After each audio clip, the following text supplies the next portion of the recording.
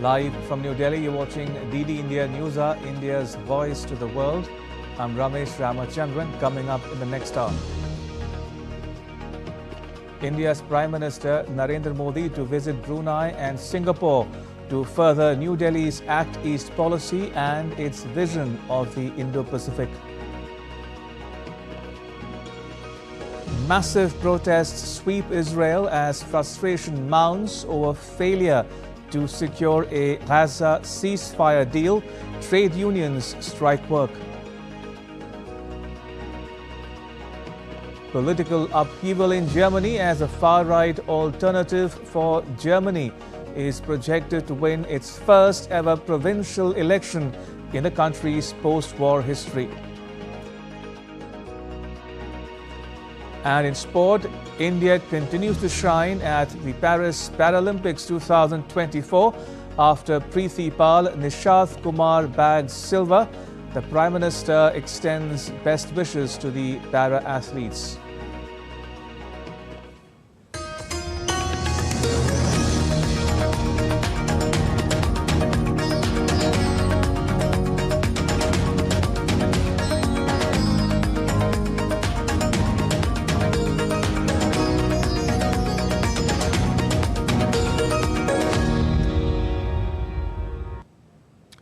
Massive protests have erupted across Israel after bodies of 6 hostages were recovered from a tunnel in southern Gaza. The demonstrators demanded that the government reach a ceasefire deal with Hamas to free the Israeli hostages. They also accused the government, led by Prime Minister Benjamin Netanyahu, of failing to save the remaining hostages. On Saturday, the Israel Defense Forces said that 6 bodies were found in the Rafah area of southern Gaza, and all of them were murdered by Hamas terrorists in a number of shots at close range, 48 to 72 hours before their bodies were discovered. Their deaths leave 101 Israeli and foreign captives still in Gaza, but around a third of these are known to have died, with the fate of the others unknown. The Israeli economy has come to a standstill because of a one-day general strike on Monday, called by a major trade union to put pressure on the government to reach a deal with Hamas. Tel Aviv's Ben Gurion Airport has halted flights amid the strike. Earlier, a top labor union leader urged all civilian workers to join the strike. The union represents some 800,000 workers in areas such as healthcare, transportation and banking. The strike is the first of its kind since the Hamas's attacks on Israel.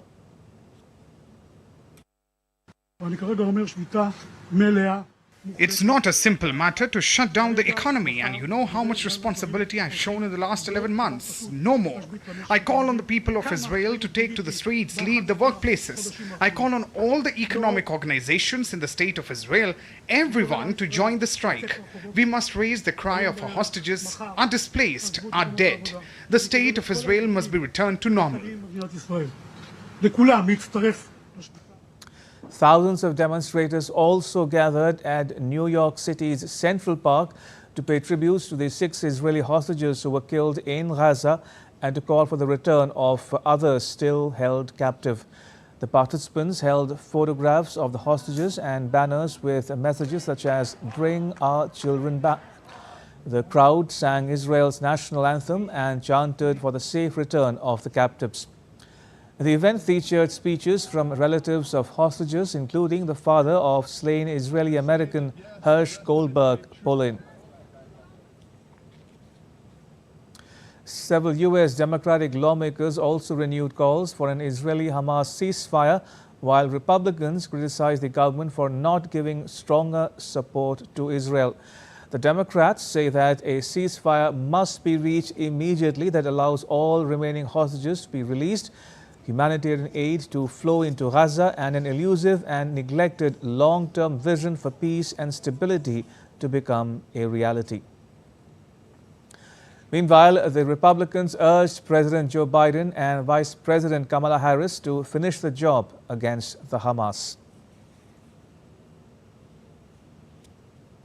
And joining me is Ambassador S.R. Thayal. He is a former Indian ambassador to South Korea and Uzbekistan. Ambassador, welcome to DD India News Hub. What do you make of the protests targeting Netanyahu? See, at present, the Israeli society as well as the government seem to be divided. That half the country or less than half is saying that the government of Israel, led by Prime Minister Benjamin Netanyahu, should strike a deal with Hamas and secure the release of now 100, maybe 30, 70, 80 maybe surviving hostages.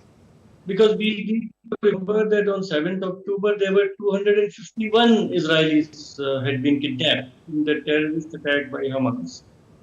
And over the last 11 months, now the number has come down to 100. And if Prime Minister Netanyahu continues on this declared path of total annihilation of Hamas, that is unlikely to happen in the near future.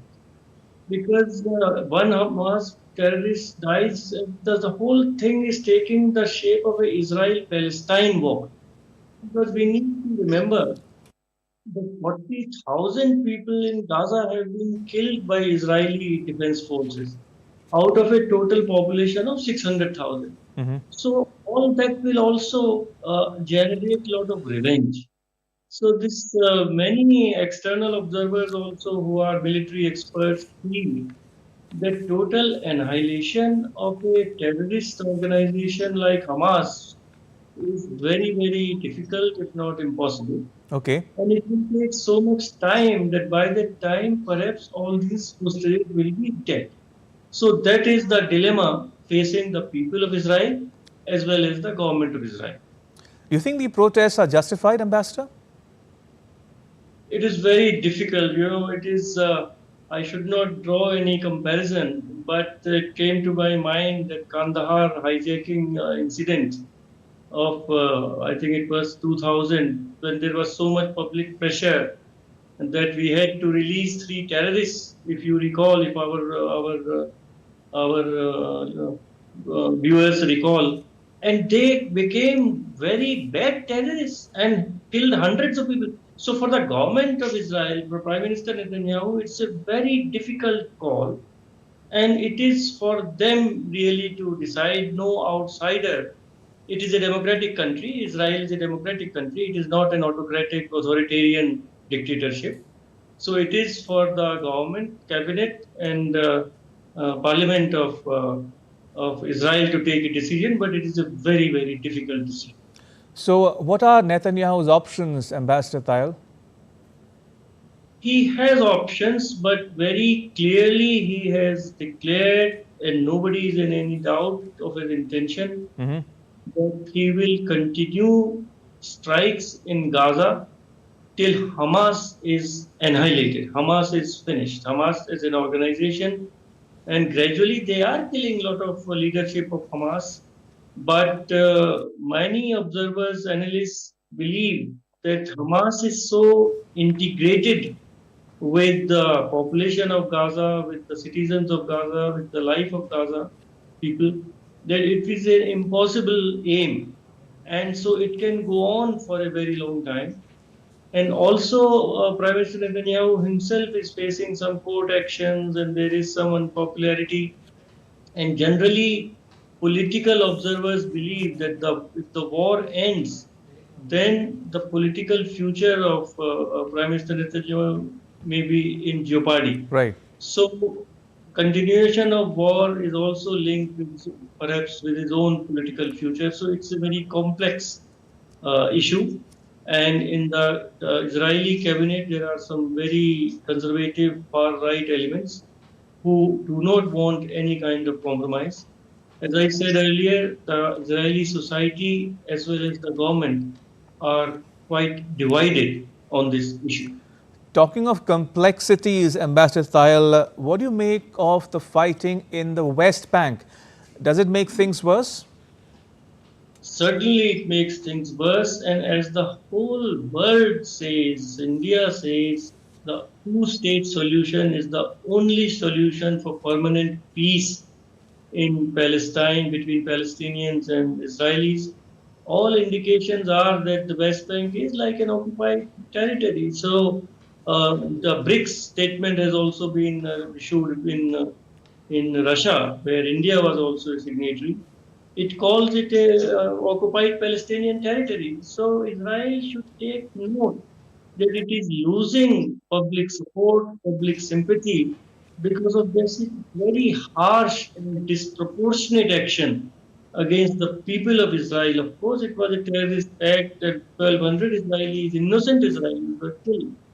But 40,000 innocent Gazans have also been killed. So there has to be some balance, and hopefully, again, some kind of dialogue will take place. There is dialogue is continuously taking place in Qatar, in Cairo, and America is of course very much involved. But till now, Prime Minister Netanyahu has set some conditions which, according to reports, are even not liked by United States. So the ball is in Prime Minister Netanyahu's court, and really it is up to him to soften the terms so that there can be an agreement, and these hostages who are still alive can come back, and the whole world moves towards the path of a two-state solution in Ambassador, Palestine. before we close, you've spoken about India and India's position on this issue. What can India and the world at large do to end this conflict? India has to work along with global south, along with other decisive countries, and that is what is happening. Okay. And generally in United Nations, India has supported that Palestine should be a full member of United Nations. That flows from India's old policy, right from 1948, that there should be, which is according to the UN resolution which created Israel, that there should be a Palestinian state also side by side, Right. living peacefully with Israel. That is the only solution for this conflict. And one can only hope that eventually, after all this bloodshed, after all this mayhem, wiser council will prevail. And the main protagonist, that means Israel, according to all observers, is more creating more difficulties in two-state solution. So it mellows and then or takes a decision that two-state solution is a desirable objective. Otherwise, this kind of incidents will keep on happening every 5-6 years, as we have seen in the past. Indeed. Ambassador Tayal, thank you for joining us and sharing your thoughts and insights with our viewers at home and abroad. Thank you for your time. Appreciate it. Meanwhile, United Nations, in collaboration with Palestinian health authorities, began to vaccinate children in the Gaza Strip on Sunday. Earlier, Israel and Hamas agreed to brief pauses in their 11-month-long conflict to allow the campaign to go ahead. The campaign began in the areas of central Gaza and will move to other areas in the coming days. Fighting will pause for at least 8 hours on 3 consecutive days. WHO officials say at least 90% of the children need to be vaccinated twice, with 4 weeks between doses for the campaign to succeed. But it faces huge challenges in Gaza, which has been largely destroyed by the war. From one conflict to another, Russia has launched missile strikes on Ukraine's capital, Kyiv. The strike comes as a new school term begins in Ukraine. Ukraine's air defense unit said they destroyed more than 10 cruise and ballistic missiles. Air raid alerts were sounded all over Ukraine for nearly 2 hours. Neighboring NATO member Poland activated its aircraft to keep its airspace safe during the attacks. Ukraine has launched an attack on the Russian border city of Belgorod. Schools in the region will hold online classes after the strikes destroyed a child care facility. Kindergartens would remain shut for a week. Russia's air defense units said that they destroyed one Ukraine-launched drone overnight. Ukraine has been mounting an attack on Belgorod in a bid to target key Russian infrastructure. Still to come on DD India News Hour. Are more far-right parties winning the popular vote in Europe?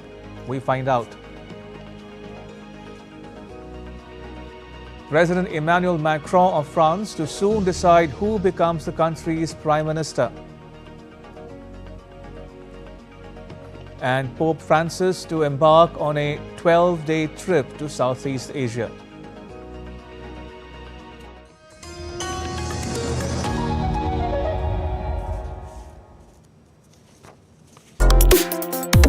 Complex issues, hidden agendas, twists and turns, strategic games.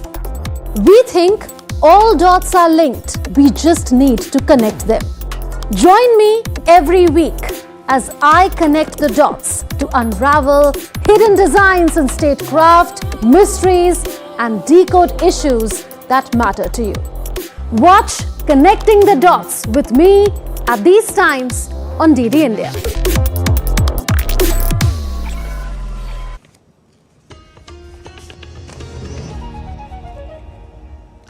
You're watching DD India News Hour. I'm Ramesh Ramachandran. Germany's far-right party is set to win a state election for the first time after World War II in the country's east and looks set to finish a very close second in another. Exit polls show that the far-right Alternative for Germany party, or the AfD, won 32.8% of the vote in Thuringia, well ahead of the centre-right Christian Democratic Union, or the CDU, the main national opposition party, with 23.6% in Sunday's regional elections. The results look punishing for Social Democrat Chancellor Olaf Scholz's coalition ahead of the national elections due next year. As per exit polls, the AfD made substantial gains in Thuringia and smaller ones in Saxony compared with the last state elections in 2019. Though experts say that the far-right party will be excluded from power by cooperation between rival parties. AfD's Björn Hock says that the polls clearly show that people of Germany want change for better.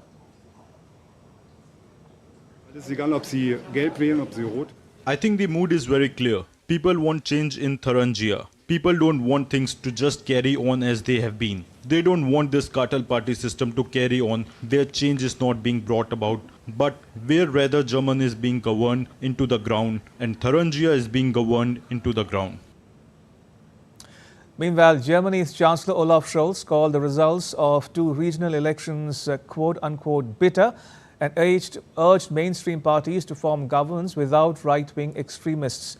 Scholz, in a statement, said the results for the Alternative for Germany party in Saxony and Thuringia are worrying. The German Chancellor blamed the AfD for damaging the country. He said that the AfD is weakening the economy, dividing society and ruining Germany's reputation.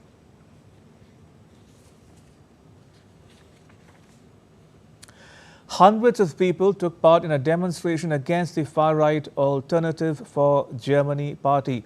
The protest was held in downtown Erfurt, the capital of the state of Thuringia, where one of the votes for the regional parliament took place on Sunday.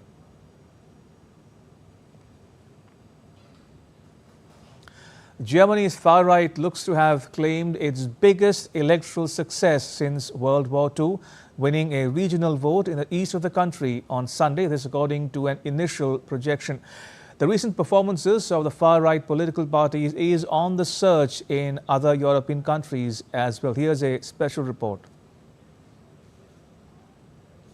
The far-right political parties have always existed. They constitute Europe's most influential political movement. The recent performance of some of these parties has reinforced this view that Europe is slowly but steadily headed towards the far right of the political spectrum, as shown by the mainstreaming of these parties in countries like Italy, Hungary, France, Germany, Spain, Austria, and the Netherlands. Although many scholars have widely analyzed the rise of right-wing populism in Europe, they have not yet reached to a consensus as to what exactly constitutes a far right. This could be one of the reasons that after a long period of slumber in European politics, the far right has gained momentum only in recent years. Today, with the rise of these parties, the ideas of excessive nationalism, authoritarianism, protectionism, and the politics of exclusion, which were once discarded, are slowly gaining ground. However, there's also a lesson to be learned.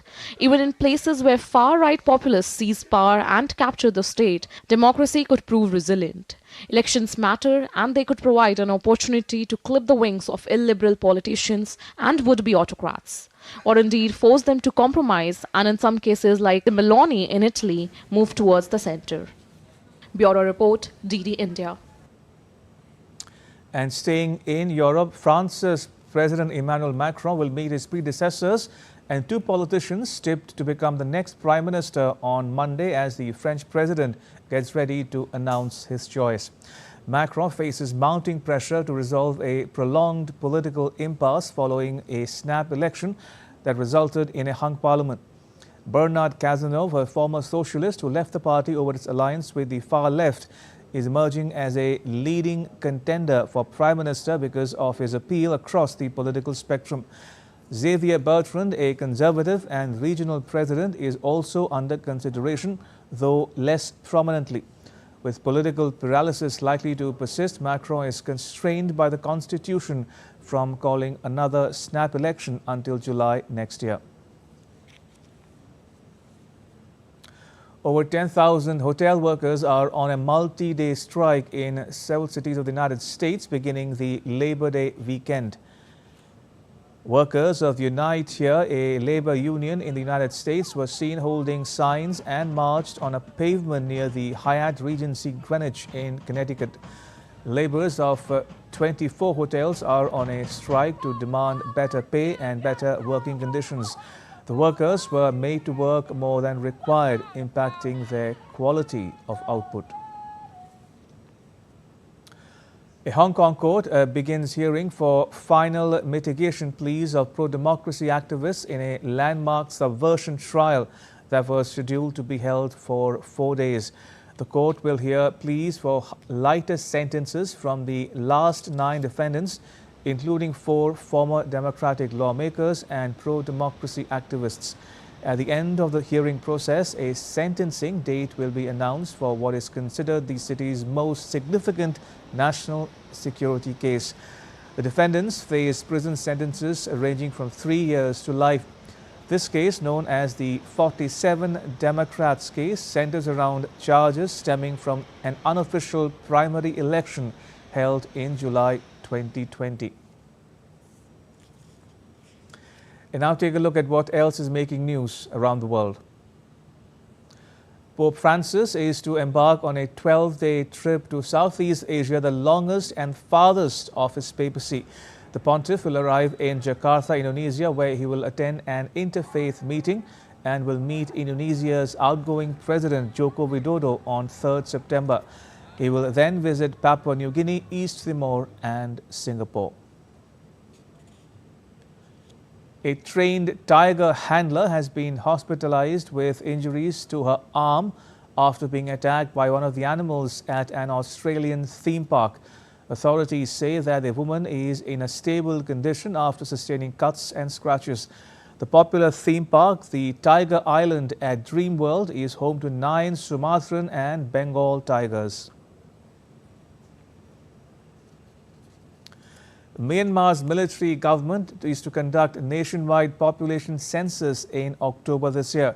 The census data collected between 1st and 15th October will be used to prepare voter lists that will pave the way for a promised election in 2025. Myanmar has been in turmoil since February 2021 when the military ousted the administration of Nobel laureate Aung San Suu Kyi, citing fraud in election.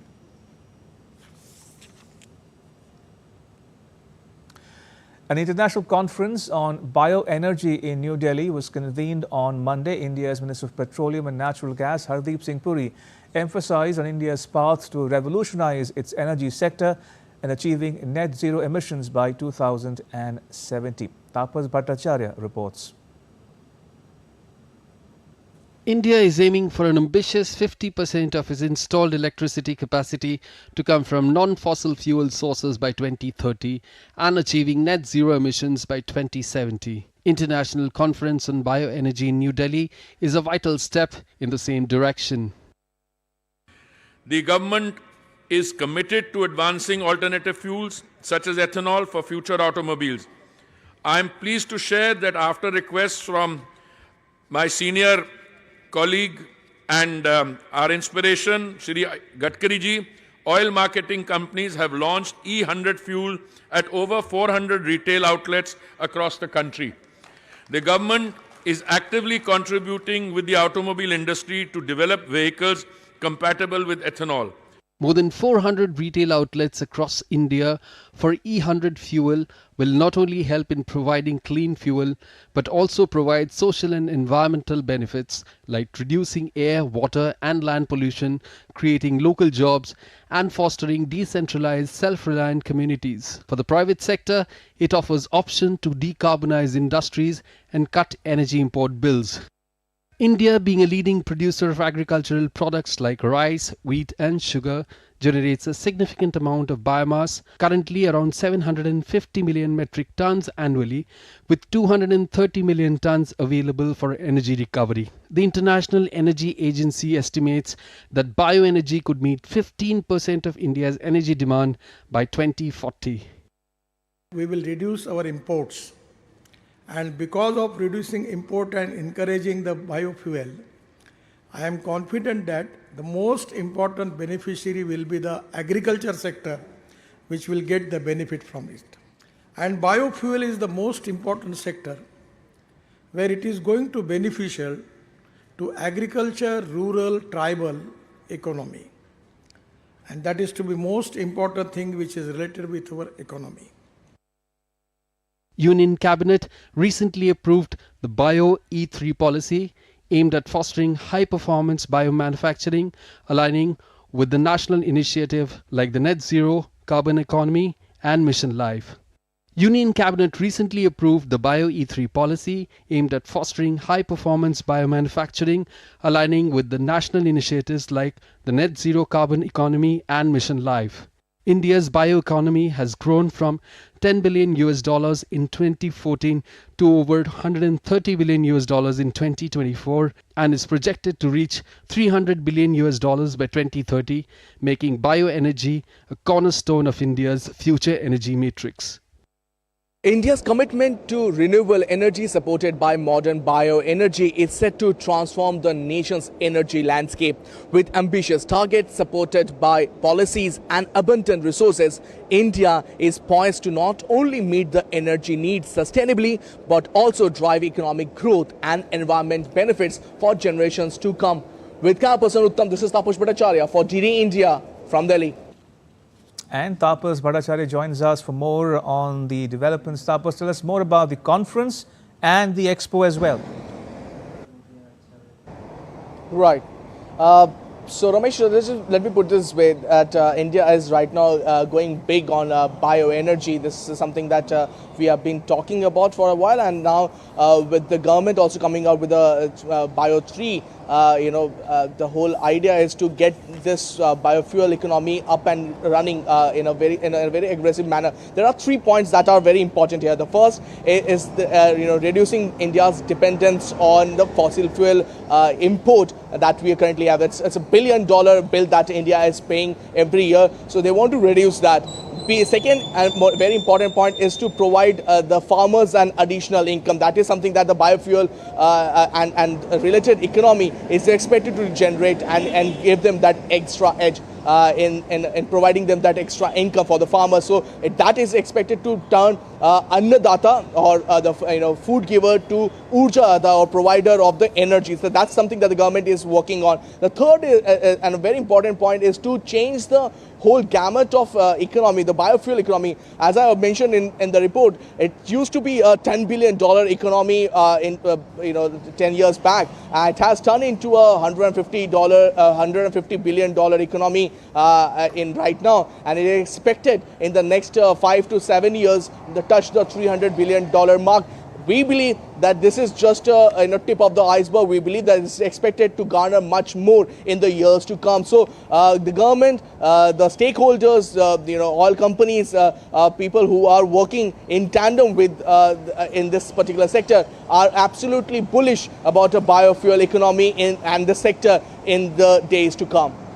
Tapas, thank you very much. Tapas Bhattacharya reporting there from New Delhi. And still to come on DD India News Hour.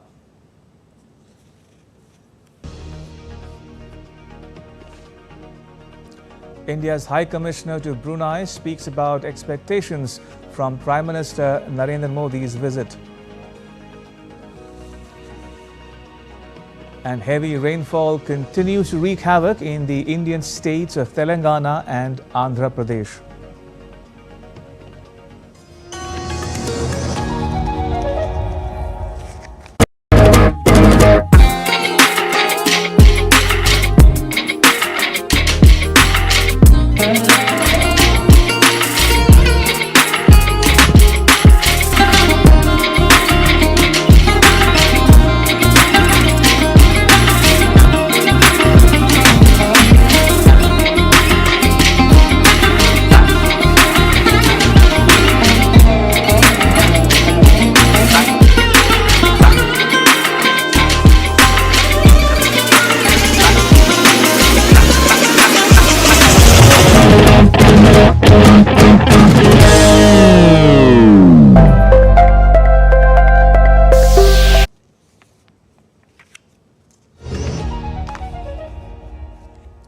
You're watching DD India News Hour. I'm Ramesh Ramachandran. A quick recap of the headlines.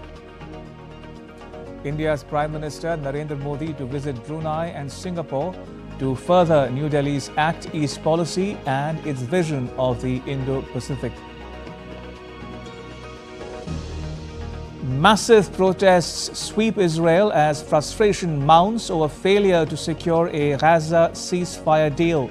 Trade unions strike work. Political upheaval in Germany as the far-right Alternative for Germany party is projected to win its first ever provincial election in the country's post-war history.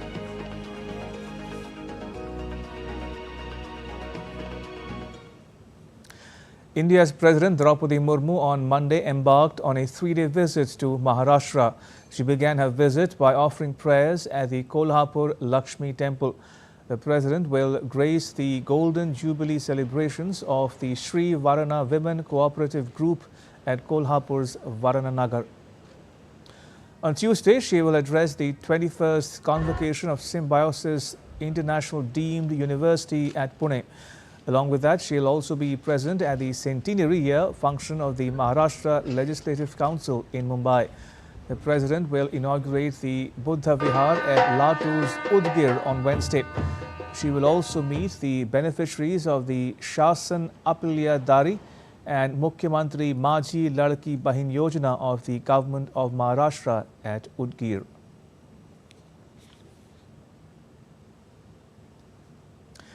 India's Prime Minister Narendra Modi will embark on a two-nation tour of Brunei and Singapore from the 3rd to the 5th of September. He will visit Brunei on the first leg of his visit. It will mark 40 years of establishment of diplomatic relations between India and Brunei. The Southeast Asian country is an important partner of India's Act East policy. Brunei is an important partner for India's Act East policy and our vision for the Indo-Pacific. And as we mark a decade of our Act East policy this year, the visit assumes additional significance. Brunei has been our country coordinator in ASEAN from 2012 to 2015 and played a key role in our further engagements with ASEAN and continues to do so today. After Brunei, the Prime Minister will visit Singapore at the invitation of his Singaporean counterpart. The Prime Minister's visit is aimed to strengthen India-Singapore strategic partnership and exchange views on regional and global issues of mutual interest. From the point of trade and investment also, the Prime Minister's visit to Singapore is very significant. Singapore is India's largest trade partner in ASEAN, and it is a leading source of foreign direct investment. Singapore is India's 6th largest trade partner worldwide and the largest source of FDI during the last financial year. During his visit, the Prime Minister will also interact with business leaders from Singapore. India is to engage with Singapore in the semiconductor sector as well. Singapore is very well plugged into the global semiconductor ecosystem. It has experience of more than 20 years in this area. This is an area where we are very keen to get into, and already we are seeing how we can cooperate with Singapore. Singapore is already setting up facilities in India, and there will be many other areas of the semiconductor industry itself which will be discussed and cooperation moved forward during the visit. So as we said, the Prime Minister will visit Brunei on Wednesday. It'll be the first ever bilateral visit to that country by an Indian Prime Minister. Munmun Bhattacharya spoke to India's High Commissioner Alok Dimri about expectations from the visit and key areas of cooperation between the two nations. Take a listen. High Commissioner, sir, what will be the engagements of Prime Minister Narendra Modi during the 2 days that he'll be spending here in Brunei Darussalam? You see, Prime Minister Shri Narendra Modi ji is arriving Brunei Darussalam on 3rd September, and the official day of engagement will be 4th September. His Majesty the King will receive Prime Minister Shri Narendra Modi ji and the official delegation at the Royal Palace, Nurul Iman here in Bandar Seri Begawan. There will be official delegation level talks, there will be restricted talks, and these will be followed by an official luncheon hosted by His Majesty in honor of Prime Minister Shri Narendra Modi ji. Besides, there will also be a brief royal audience that will be with the close family members of His Majesty. Prime Minister Shri Narendra Modi ji is also slated to pay a visit to the most iconic mosque, monument of the Bandar Seri Begawan, the Omar Ali Saifuddin Mosque, established in memory of the late Majesty, His Majesty's father, which is purportedly derives its iconic and architectural inspiration from Taj Mahal. Prime Minister Narendra Modi ji would also be dedicating the new High Commission Chancery building to the nation. Besides, there will be community engagements upon arrival at the Chancery dedication ceremony, and a community is also expected to receive Prime Minister Shri Narendra Modi ji at the mosque. Besides that, there is a business meeting called on by the business leader on the cards. Thank you, High Commissioner, sir, for speaking to us. So it's going to be 2 days of too many engagements for Prime Minister Narendra Modi in Brunei Darussalam. With cameraman Kumar Datta, this is Munmun Bhattacharya from Bandar Seri Begawan, Brunei Darussalam for DD India. The Indian Navy's P-8I aircraft touched down in France, marking its first ever deployment to Europe to participate in the 22nd edition of Exercise Varuna with the French Navy. It comes 63 years after an Indian Navy aircraft operating from the erstwhile INS Vikrant aircraft carrier last flew in France. The 2024 edition of Exercise Varuna will take place from the 2nd to the 4th of September in the Mediterranean Sea.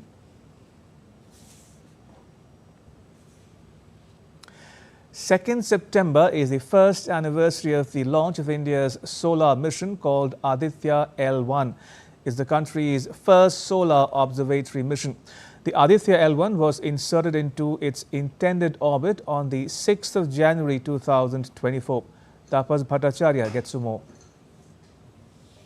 5, 4, 3, 2, 1, 0.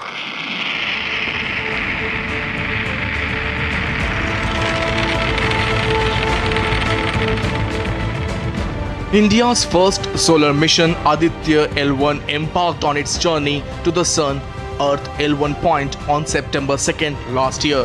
This July, it successfully completed its first halo orbit around the L1 point, located approximately 1.5 million kilometers from Earth.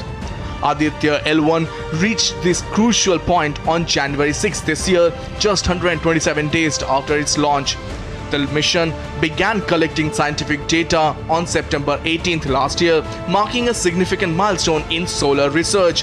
One of the mission's key instruments, the high-energy L1 orbiting X-ray spectrometer, recorded the first impulsive phase of solar flares in November. Since then, there has been no looking back.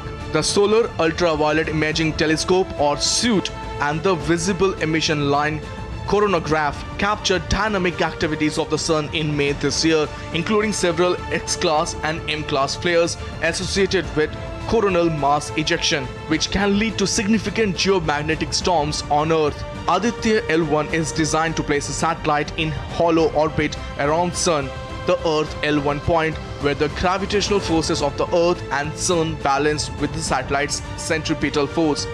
This unique position allows scientists to study solar particles and phenomena which are crucial for space weather forecasting. Early detection of solar activities provide advanced warnings to protect satellites, power grids, and communication systems on Earth. Tapash Bhattacharya's report, TD India. What else is making news in India? India's Department of Telecommunications has introduced the first set of rules under the Telecommunications Act 2023, prescribing the functioning of the Digital Bharat Nidhi, which replaces the Universal Service Obligation Fund. The new rules will advance digital connectivity and ensure equitable access to telecommunications services across all segments of society.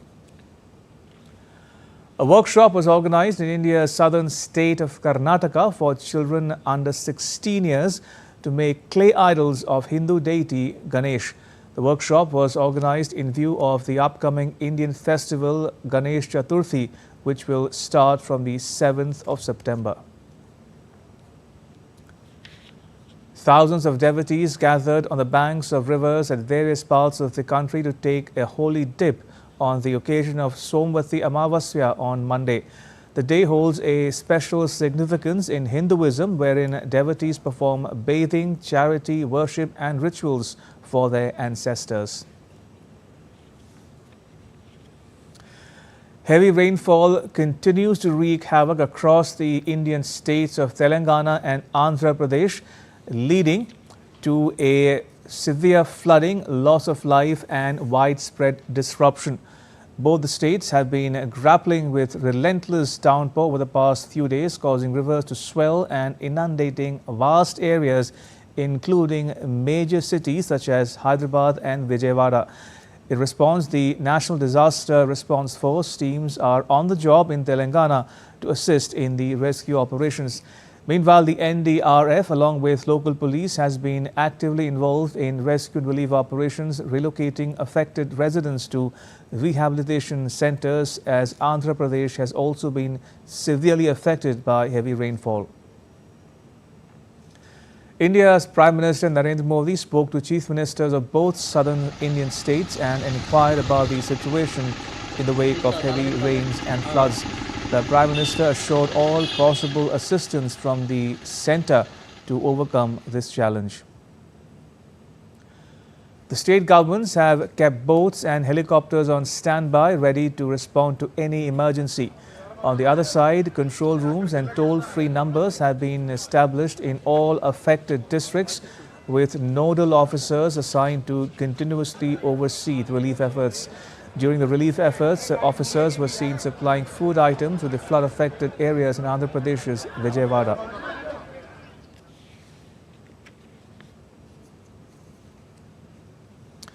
And Suprashanti joins us from Hyderabad for more. Suprashanti, update us on the situation in Telangana as well as Andhra Pradesh. Ramesh, in Telangana as well as in Andhra Pradesh, heavy rains continue to batter both these Telugu states. The situation is no better even on fourth day today. Since morning, heavy rains are battering several parts of Telangana, including Hyderabad. We are witnessing moderate to heavy rain since this morning. In this backdrop, Chief Minister Revanth Reddy has taken a high-level review and he has taken stock of the situation that is emerging out of this heavy continuing continuing heavy rains. So during this meeting, the Chief Minister has taken several important decisions, which include compensation to those who are killed, whose lives were lost in this because of these rains. He said that the compensation should be increased from existing 4 lakhs to 5 lakhs, and any person who lost their life because of these rains should be given a compensation of 5 lakhs. Similarly, livestock also should be compensated, and the amount that is being given for the death of livestock, including the buffaloes, that should be given increased from 40,000 to 50,000. And Ramesh, during this meeting, the Chief Minister asked the Chief Secretary Shanti Kumari to write a letter to the centre, urging the centre to treat these heavy rains as a national calamity. Since the damage has been substantial, he said this should be taken notice of by the centre, and immediate assistance should be given for carrying out the rescue operations. At the same time, he said Prime Minister Narendra Modi ji has to come to Telangana, and he has to see the damage that occurred because of the rains. So Mr. Revant Reddy, besides this, he has taken some other decisions also, which include that he said some police battalions, at least 8 to 10 battalions, should be trained on the model of NDRF, so that they will be pressed into service as and when such emergency, such damages occur. He also said that some districts like Khammam, Suryapeta and Mahbubabad, where the damages are substantial, he said 5 crore rupees each will be released immediately to carry out the rescue operations. And at the same time, he asked the officials to set up control rooms in all districts which have been battered by these continuing rains. And he said round the clock monitoring should be there, so that there is immediate response to whatever the problems that are erupting because of these rains. Indeed. We leave there, after Shanti. this meeting, thank you for your update. Appreciate it. And moving towards Asia, heavy rains have caused mayhem, disrupting lives and routines. Southern Australia has been hit with gusty winds and heavy downpour, uprooting trees and claiming 1 life in Victoria. More than 120,000 have been left without power. This according to the official reports on Monday. Weather warnings are still in place, keeping in mind the ongoing conditions. On the other hand, tropical storm Yagi, locally named Enteng in the Philippines, brought heavy downpour, causing suspension of government offices and schools. Winds were up to 85 kilometers per hour, with gusts reaching 105 kilometers per hour have been witnessed, with people getting trapped in their homes. And still to come on DD India News Hour. The Confederation of Indian Industries 2-day summit on Financing 3.0 kicks off in Mumbai. India's benchmark equity indices, Sensex and Nifty, hit new all-time highs in early trade on Monday. And Liverpool beats Manchester United to maintain its 100% win record in the English Premier League.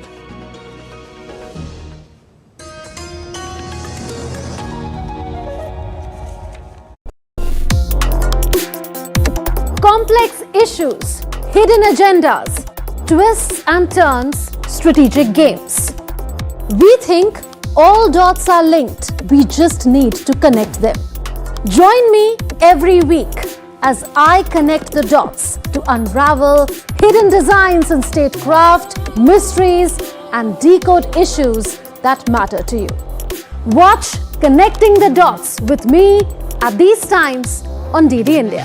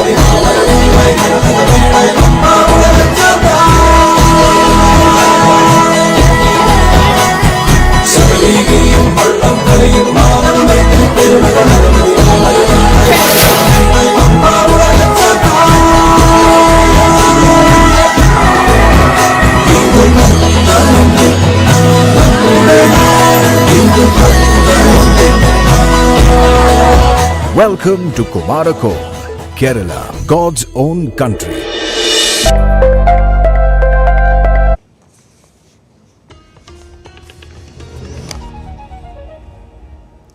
You're watching DD India News Hour. I'm Ramesh Ramachandran. And now to some business news. The Confederation of Indian Industry is organizing a two-day summit on Financing 3.0 from Monday, with a broad theme as Financing for Viksit Bharat or Financing for a Developed India. The key objective of the summit is to identify and explore various sources of funding for sectoral and overall growth of the economy. The summit brings together key stakeholders from government, regulators and industry at this common platform. India's Chief Economic Advisor Dr. V. Anantha Nageshwaran said the collaboration, challenges and confidence have all significantly shaped the Indian economy's progress. He said the Indian financial sector is growing exponentially. India has charted its own path in social, cultural, religious and economic affairs over the centuries. It has to have the courage of conviction and awareness of the socio-economic context of a low, middle income and aspiring large population to repeat that feat with respect to the financial sector. Success in this endeavor, which requires us to learn from the mistakes of others, will enable India to be a true Vishwaguru to emerging and advanced economies in ensuring that the financial sector remains the servant of the real economy. India's benchmark equity indices, the Sensex and Nifty, hit new all-time highs in early trade on Monday, driven by strong foreign fund inflows.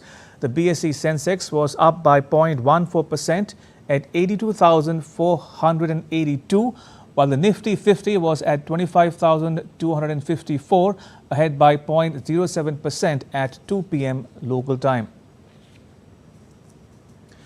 European markets fell slightly on Monday as investors braced for a data-packed week, culminating in a U.S. jobs report. Europe's Stoxx 600 index fell 0.35% after hitting a record high on Friday. Oil prices slipped as market pondered the prospect of increased supply from OPEC Plus in October. Brent crude fell 0.22% to $76.76 a barrel, down more than 5% from a week earlier.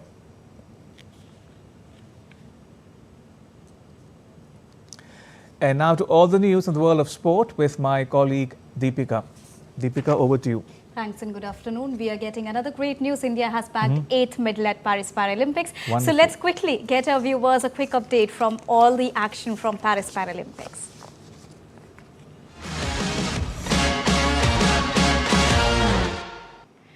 So India's Yogesh Kathunia won a silver medal in men's discus throw F56 event at the Paris Paralympics.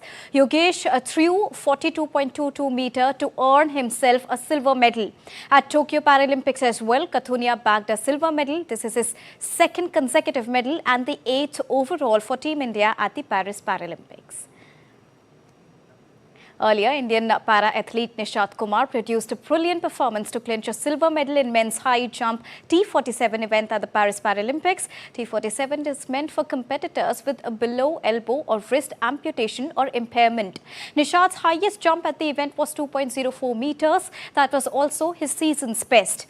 USA's Roderick Townsend won the gold medal with the highest jump of 2.12 meters, while Georgy Margiev, representing the neutral Paralympic athletes, took the bronze medal. Nishat had also won a silver in Tokyo Paralympics 3 years ago. And Nitesh Kumar will take on Great Britain's Daniel Bethel in a clash between the top seed and the second seed in SL3 category para-badminton final on Monday. Earlier, Nitesh Kumar stormed into the final of the men's singles SL3 category as he defeated Fujihara Daisuke of Japan by 21-16, 21-12 in 48 minutes in the semi-finals. Nitesh looked in complete control of the semi-final clash against Daisuke as he dominated both the games. The IIT Mandi graduate was assured of his maiden Paralympics medal as India continued to dominate the class in para-badminton. Now, Indian para shuttler Suhas Yatiraj is all set to face French Lucas Mazur in men's singles SL4 gold medal encounter on Monday evening. Earlier, Suhas Yatiraj defeated his compatriot Sukant Kadam in straight games to book his place in men's singles SL4 category. Suhas assured India another medal at the Paris Paralympics 2024. Moving on to soccer now. In a super interesting encounter, Liverpool beat Manchester United to maintain their 100% win record in English Premier League. And with this victory, Arne Slot also becomes the first manager to beat Manchester United in his first encounter itself. But more interestingly, Mo Salah took this opportunity to announce that this would be his last season at Anfield. Here's a report. In a mouth-watering clash at Old Trafford, EPL team Liverpool successfully beat Manchester United by 3-0 to keep their 100% win record after 3 matches in the Premier League 2024-25 season. In the match, Liverpool dominated a United team who could not keep pace with them in the first half, leading the visitors, taking lead in 35th minute through a back post header from Diaz. But with United's on the rope, Liverpool smelled blood after the break, and Mo Salah added a third 11 minutes into the second half, weaving a story of 100% record on the pitch of Old Trafford for Team Liverpool. I think everything what you want to see as a manager you saw in this game. So there were difficult moments for us. I think United started really well. Conceded 1 or 2 corner kicks in that moment. But we fought ourselves through those moments. Then we got a disallowed goal, but there was no negative reaction at all. We just kept on playing afterwards. Scoring 3, could have scored more. 2 important saves from Ali in the second half. So everything was there. And maybe the one what was most important is the work rate was incredible by all of them. Without the ball, and that makes it as a very positive day today. Yeah. After helping Liverpool administer an emphatic 3-0 victory over Manchester United, Mohamed Salah revealed that this would be his last season at Anfield. While other Liverpool players celebrated their resounding success, Salah was seen quoting, "I had a good summer, a long time to stay with myself and think positively a bit. This is my last year with the club and I want to enjoy it." Speaking on Mo Salah's decision, Liverpool manager Arne Slot said there are a lot of ifs. Yeah, it's a lot of if, but at this moment he's one of ours, and I'm really happy with him being one of ours, and he plays really well. With this EPL encounter, Slot's dream start to life in England continued as he became the first Liverpool manager to win his first meeting with United since Bob Paisley in November 1975, and just the second to do so away from home after George Kay in November 1936. Sports Desk, DD India. So that was a quick wrap from the world of sports. Back to you. Thank you, Deepika. And with that, it's a wrap on this edition of DD India News Hour. You can get all the latest news and updates on the DD India mobile app. It's available on Android and iOS platforms. You can scan the QR code on the screen to download it.